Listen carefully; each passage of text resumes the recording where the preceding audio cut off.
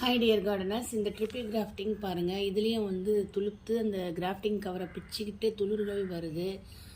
3 கிளையிலையுமே துளிர்கள் வருது. இங்கே பாருங்கள், இதில் கூட துளிர் வெளியவே வந்துடுச்சு ரெட் கலரில். ஸோ 3 கலர் வச்சுருக்கோங்க. ரெட்டு, பிங்க்கு, பர்பிள் ஜெல்லி வச்சுருக்கேன்னு நினைக்கிறேன். இதில் ஆமாம், ஒரு கிளை இது வந்து பர்பிள் ஜெல்லி.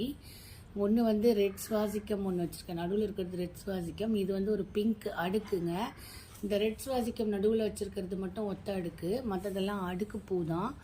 ஸோ சரியான காடக்ஸை பாருங்கள், எவ்வளோ பெரிய செடியை நம்ம ஒட்டு கட்டும்போது 3 கலரில் பூக்குது. ஒரு 6 மாதத்தில் வந்து இது 3 கலரில் பூத்துரும். ஸோ கிராஃப்டிங் வந்து எல்லாருமே கற்றுக்கோங்க. சீடு போட்டு போட்டு நம்ம வளர்த்து ஆளாக்கி செடியை பார்க்குறத விட இந்த ரூட் ஸ்டாக்கை வாங்கி நம்ம வந்து இந்த மாதிரி நமக்கு பிடிச்ச கலரை மேலே ஒரு பீஸ் வச்சு கிராஃப்டிங் டேப் வச்சு அடிச்சிட்டோம்னா நல்லா தழைஞ்சிடும். 6 மாதத்தில் புத்துரும்.